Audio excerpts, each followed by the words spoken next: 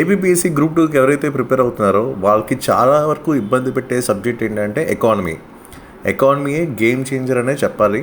So గతంలో చూసుకున్న papers కానీ రీసెంట్గా జరిగిన గ్రూప్ 2 మెయిన్స్ పేపర్స్ కానీ చూసుకుంటే ఎకానమీ అనేది లెవెల్ ఆఫ్ డిఫికల్టీ బాగా పెరిగింది.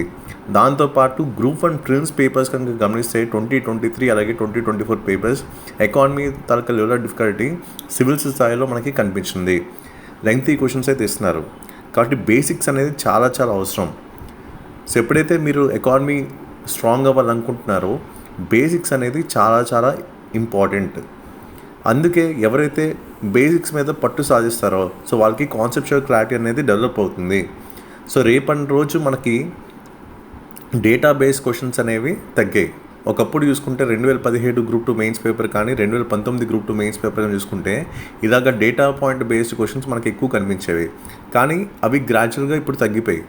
సో మొన్న 2025 గ్రూప్ 2 మెయిన్స్లో కూడా ఒకప్పుడు ఏదైతే ఏపీ ఎకానమీ లాంటివి డేటాబేస్ క్వశ్చన్స్ ఎక్కువ కనిపించాయో సో అవి పర్సంటేజ్ అనేది తగ్గింది, నెంబర్ ఆఫ్ క్వశ్చన్స్ అనేది తగ్గాయి. కాబట్టి బేసిక్స్ మీద అది కూడా కాన్సెప్చువల్ క్లారిటీ మీద మీరు ఫోకస్ చేయాల్సిన అవసరం అవుతుంది అప్కమింగ్ గ్రూప్ 2 నోటిఫికేషన్కి మీరు ఎక్కువ మార్కులు సాధించాలంటే.